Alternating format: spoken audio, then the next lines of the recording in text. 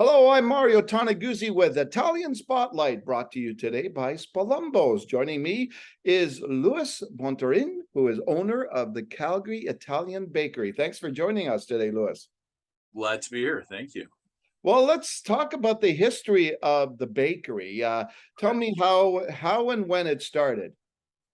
So my mom and dad started the bakery in 1962. So we're a family business. Currently, my brother and I run the company. Um, 60 years this year, amazingly enough. I mean, it's kind of a shocker that 60 years have passed. So we're Yeah. excited. So where did it start? Maybe tell me a little behind the story behind that. Okay, so my dad started. He started as a little corner store bakery down towards where the St. Louis Hotel is. Was there for a number of years. Actually moved Kitty Corner, which was a bigger location, so he expanded a little bit. And I think probably by the early 70s, he moved down towards where the Stampeder Hotel was, and he had about 8,000 square feet there. And he thought, wow, I'll never outgrow this. And, I think within about 7 or 8 years, he had to move again to our current location, which at the first, when we moved in here in 1981, we were 12,000 square feet. Wow. We now occupy almost 40,000 square feet. So we 40, continue to wow. grow. Yeah. Wow. What do you have any other presence in Calgary? You know, we have had a store, a retail store at one point in time in Varsity. We have since closed that down. We actually had a depot, and we had a depot in Red Deer at one point in time as well. So I mean, we've sort of come back to being more centralized just here. So we have a location here, which is our factory where we do all our production, and we have a small retail store that's in front of the bakery.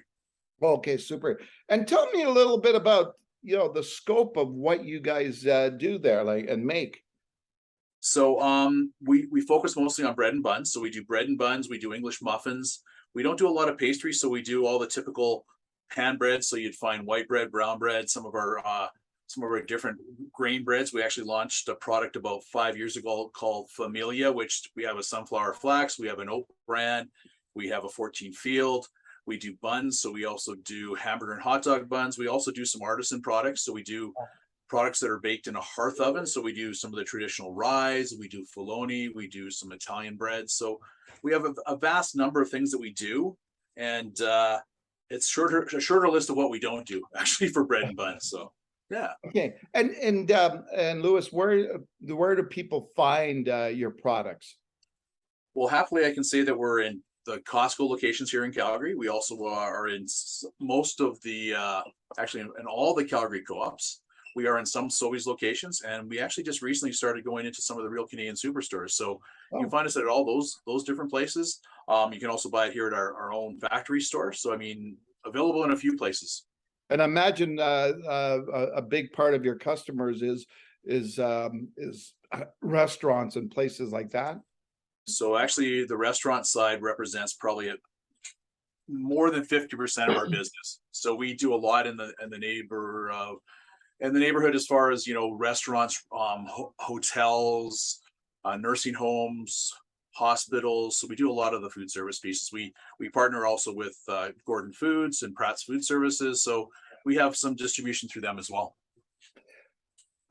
When you look at on an annual basis, I don't know if you can answer this question or not, but how much bread, have you ever quantified how much you make out of the bakery? Hard to put numbers to it, but put it this way, we're capable of doing about 3,000 loaves an hour when we're producing bread. So we produce probably 10 to 12 hours of bread every day of the week. So you put that out throughout the year, it's a significant amount of bread. Buns, when we're producing buns, we're somewhere around 1,500 dozen an hour. Same type of thing. The numbers are quite high by the time you figure it all out. Yeah. Now, tell me a little bit about your story and how. Yeah, your story and how you got involved in this. Obviously, it's family business, but did you always think that you were going to be part of the the leadership of this eventually? You know what? It's one of those things that you're fortunate to be born into a family business, and you're also cursed to be born into a family business.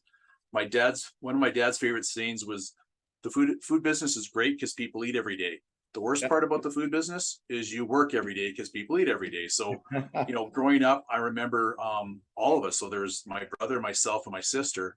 There was almost an expectation that you would come and help on weekends and during the summer. So I started working when I was 12, my brother when he was 11, and we've worked just about every Saturday since. There's a draw to it. I mean, there's family business, it gets into your blood. I mean, Yeah. all my children have worked in the bakery, all my brother's children have worked in the bakery. So it's a family affair. I mean, we all tend to end up here at some point in time in our lives. My brother and I have been here since, full time since our 20s. Wow. I am turning 60 this year, just like the bakery is, and my brother is 59. So yeah, we've worked here all our lives. So, it's tough, I guess, to not eat bread. That's one of my, pardon this, but it's one of my curses. Apparently, I cannot not have bread every day, right? How about yourself? Like, has a day ever gone by where you haven't had bread? I'm blessed in that area because yes, I have had bread just about every day of my life, and fresh bread. So I mean, I get to take home bread every day. So it's one of those things, because bread is one of those things to represent. It represents family.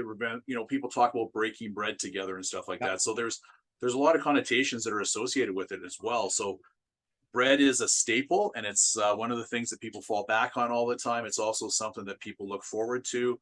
You use it as sandwiches. You use it as a bun to company stuff. You have focaccias that you make. You have different things throughout. And I mean, breakfast, lunch, dinner. So it's at every meal. Yeah, absolutely. Do you have a favorite? Right now, absolutely. The Familia sunflower flax is my favorite. Wow. Why? I think because a couple things. It was launched in sort of tribute of our parents, so it has a picture of my mom and dad on the front of it. Yeah. But also the sunflower flax is made without any added fat or sugars. And it's a grainier bread, so when you toast it, it's magnificent. I mean, it's wonderful. I should get you some. I'd love some, because I love those kinds of breads, right? I'm Okay. a big pumpernickel fan. That type of bread. I love that stuff. So let's switch gears a little bit here. Let's talk about being Italian. First of all, what's your favorite part of being Italian? I think the traditions. I mean, my dad was Italian, and you can trace your ancestry back to Italy and stuff like that, from northern Italy. So my dad was born in a little town called Romano d'Azzolino, and I've been fortunate enough to go over a couple of times, and I've met my aunts and some of my uncles, and getting the food. I mean, everyone, I think, loves Italian food. How can you not love Italian food? The simplicity of the food, but also just how wonderful it tastes, right? And the flavors that come through. So I think that's one of the things that's most passionate about being Italian. Note, my mom was not Italian. My mom was Irish. So that's an interesting combination. So my mom was actually born here in Calgary. So she's Irish descent. So I have a unique blend of Italian Irish. Oh, that's cool. That's very cool. So what region of Italy was that from? It's the province of Vicenza. So it's up in that Veneto sort of region. Okay. Are there any particular specific foods from that region that you enjoyed? So, it's funny, not necessarily foods, but Bassano del Grappa is right beside Romano d'Azzolino, and Bassano's famous for Poli and grappa. So yeah. I have an affinity for grappa. I think at any given time in my fridge, you'll probably find about 8 or 9 different types of flavors of grappa. So beautiful. Yeah. So that white asparagus is sort of famous from that region as well. Oh. So yeah, there's a few things that sort of come from that area. Okay, I'm going to do a little rapid fire thing with you. Favorite food? Favorite food? Favorite food would be lasagna. Okay. Favorite drink? Grappa? Grappa, absolutely. Or a Negroni. Oh, there you go. Okay. Favorite movie or TV show that about Italians or involving Italians? Godfather. What do you like about The Godfather? I love I love the history, and just seeing going back, and how the family was so important. Yeah. Yeah. Yeah. Oh, very cool. Okay. Now, Louis, beyond the work, you're also involved, I understand, right, with the Calgary Italian Sportsmen's Dinner Association? How I long am. have you been involved with them? As a board director, probably for about 8 years. As a participant, going to the dinner since I was 18. Oh, So I've wow. gone for a number of years. How did you manage to get a ticket at 18 years old? My dad. Oh, that's one of the most sought after tickets in the city. Absolutely, absolutely. So I've gone just about every year since I was 18. I've missed only a few. Oh, wow. Do you guys have a relationship with speaking of the dinner with Roma, with the Roma bake? Catering, yes, we supplied buns to them over the history. Carlo's wonderful. I mean, yeah, there's been a relationship there for sure. Okay, super then. Now, when you look at your childhood and growing up, Lewis, what do you think the key lessons were that you learned from your parents? Key lessons of life. Honesty, integrity, a handshake means everything. Um, an honest day's work, doing your best. Those are things that were sort of ingrained in us. I mean, my dad was always a big believer in that your word was your honor. Hmm. Yeah. And as you look forward with the business and anything new coming up after 60 years, or just plugging along doing what you do best? Well, right now it's plugging along. Obviously, we want to continue to do.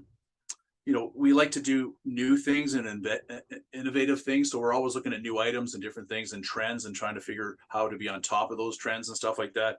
Yeah. Healthy eating is one of the things that's been probably a focus over the last 4 to 5 years.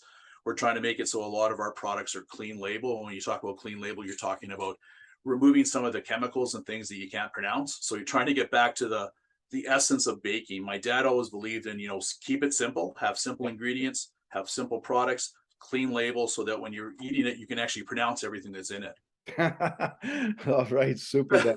Well, thanks, Lewis, for joining us today. It was my pleasure. I hope to see you again soon. You sure will. That was Louis Bontorin, who is owner of Calgary Italian Bakery. I'm Mario Toneguzzi with Italian Spotlight, brought to you today by Spolumbos. Thanks for joining us.